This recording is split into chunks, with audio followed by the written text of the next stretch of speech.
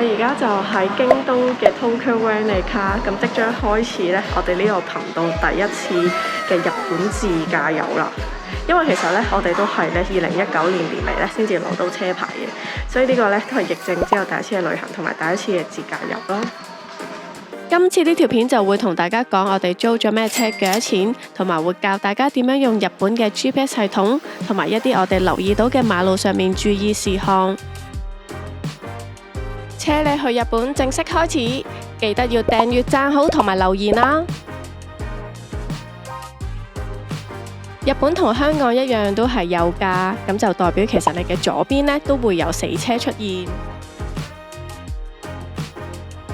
咁我今次係10月尾11月頭去啦，路上都開始有銀杏同埋紅葉睇啦。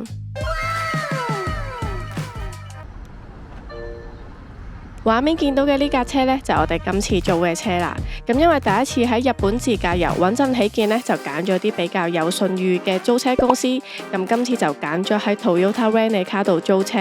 咁而且我喺出發之前2個禮拜先去租車，咁就得返啲唔係好平嘅車款可以揀。咁索性係咁呢，我就加錢租咗一架2021年版嘅 Aqua。咁即係呢架車其實比我想象中呢新好多嘅。大家可以見到佢個車尾箱呢，其實可以輕鬆擺到2個28寸嘅大篋啦。原來啊！咁我哋可以見到佢車身入邊呢，真係非常之新淨啦，而且始終都係上年先落地嘅車。咁入邊嘅配備呢，都係比較好嘅，有 USB 插電啊，而且係用腳掣剎車等等，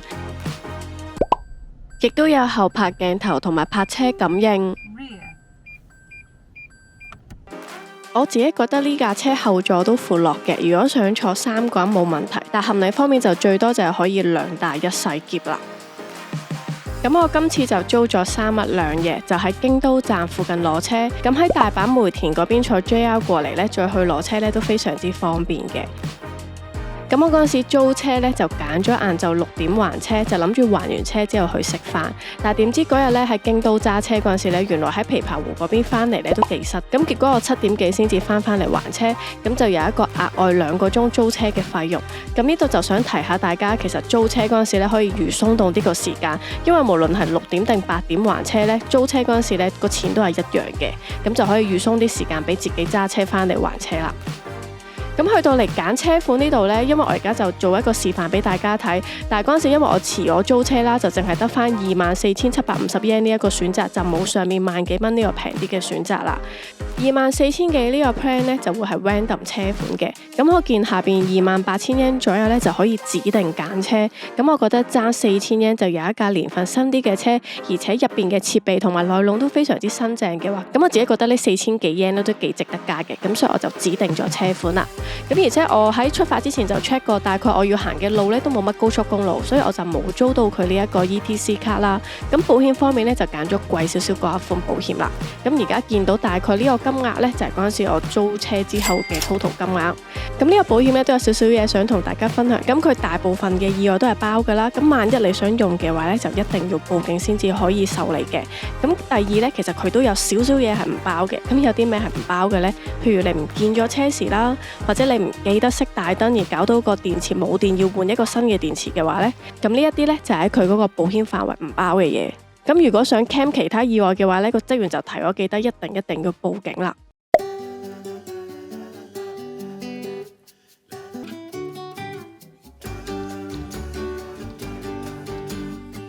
咁另外我自己覺得日本嘅交通燈呢係有少少會眼花繚亂嘅，即係譬如前面呢一度見到上面有好多盞燈啦，咁我哋行緊呢條線呢，驟眼望就係紅燈嘅，但其實佢下邊就有盞綠燈呢，話俾你聽呢，向左手邊行嘅話呢，其實就行得嘅。咁所以我哋喺日本嗰陣時呢，其實個車速都唔會太快，咁同埋主要都留意多啲前車嘅動作啦。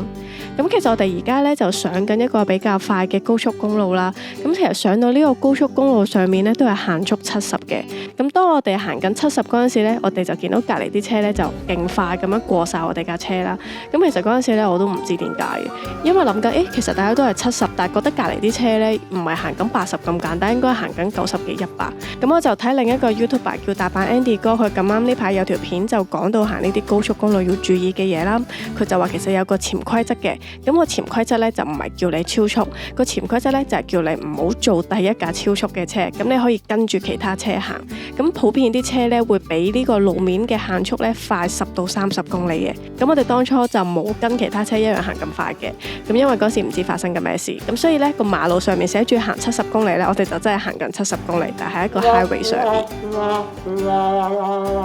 咁我留意到日本有個幾神奇嘅，就係原來佢哋隧道入邊呢係可以 cut 線嘅。大家見到而家地上面就係啲單行線啦，我之前都見到有啲車呢過呢個隧道嗰時呢就會喺呢度 cut 線嘅。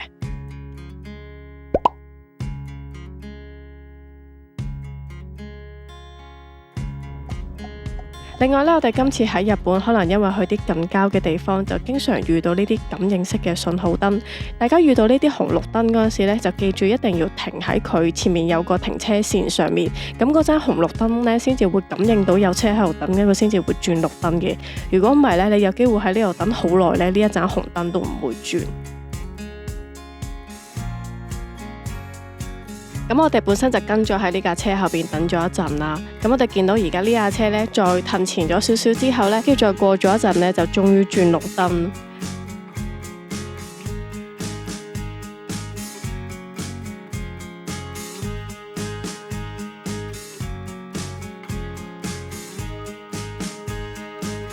而呢款呢都係感應式信號燈，咁只要停喺條線上面嘅話，佢下邊有行細字就紅色閃下閃下話俾你聽，佢感應到你，咁之後上面就會轉綠燈。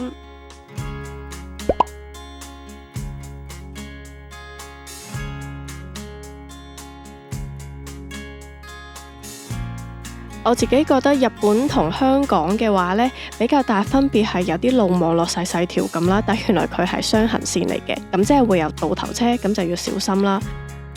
而地上嘅陵園就係提你要減速，因為前面呢就有啲斑馬線。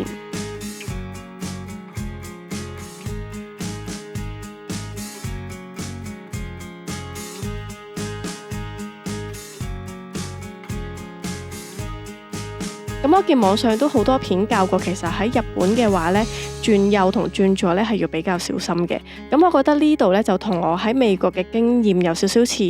咁我哋轉右嗰陣時呢，就要留意對頭有車可能會直行啦。咁而且轉右嗰陣時呢，右邊線嘅行人燈呢，其實都係綠燈嚟嘅，咁就要再讓埋行人。所以其實你轉呢一個彎位嘅時候，你有機會要喺中間停一停，咁臨去到右邊嘅行人道前面再停一停，咁樣停2次嘅話，再過呢盞燈呢就係最穩陣噶啦。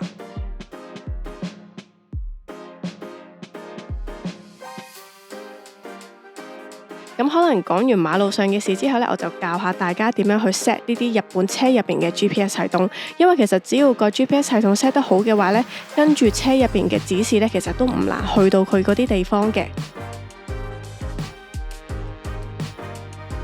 咁平時我哋入導航呢，就直接入個名啦，咁但係嚟到日本唔識打日文字點算呢？原來可以簡單咁樣輸入個電話號碼呢，就可以 set 到個導航，而且係非常之準確嘅。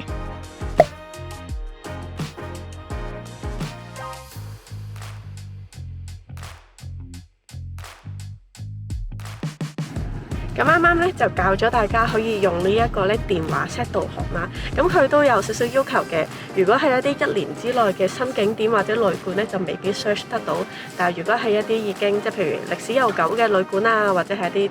旅行景點咧，咁 search 呢個電話號碼咧，大部分都可以揾到嘅。大家去旅行嗰陣時咧，除咗要 save 低自己住嘅旅館個地址之外咧，就記得要 save 埋佢哋個電話啦。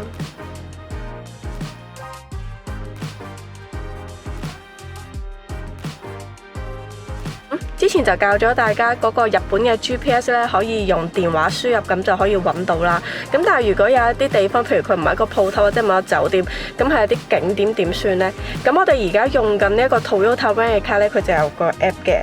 咁咧就只要將你想要去嘅地址輸入啦，可以打英文嘅，佢就會揾到話俾你聽，你可以再撳入去啦。咁佢就會見到呢，你就會見到佢呢上面出咗 Google 嘅一啲 search 嘅，咁你就可以喺呢一度呢，睇下啲圖片，確認一下呢個地點係咪你想去嘅。跟住就出翻去啱啱呢一度。咁咧就會見到其實佢下邊咧寫住咗一個叫做 MAC code 啦，咁就可以入呢一個 MAC code 咯。咁去到一啲譬如冇電話號碼嘅方法咧，用呢個 MAC code 咧都非常之準確嘅。就喺呢一度，咁呢個就叫 MAC code 啦。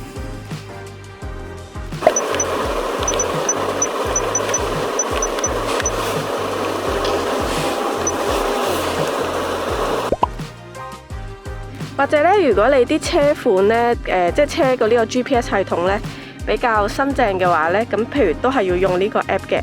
咁咧佢就可以撳入嚟，咁呢一度咧發送到呢個導航系統，咁佢就會自動咧連過去 GPS 呢一度更新噶啦。跟住台呢度就可以揀有5種唔同嘅路線啦，有快啲啦、俾錢啦、正常啦、短啲啦，同埋快啲。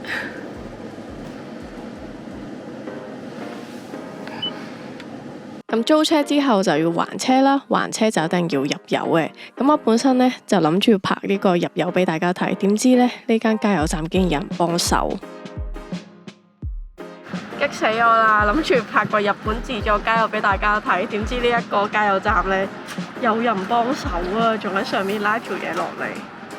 咁租車呢，就有份教我入油嘅文件嘅，佢就話你可以同職員講要 regular maintain，跟住呢就一定要用紅色嗰個加油。其實我之前喺美國都有試過自助入油嘅，咁就俾翻美國嗰陣時嘅片俾大家睇咯。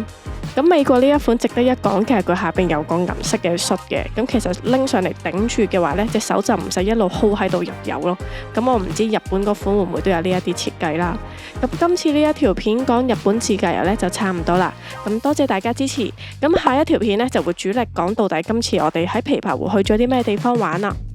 咁我哋下一條片再見，拜拜。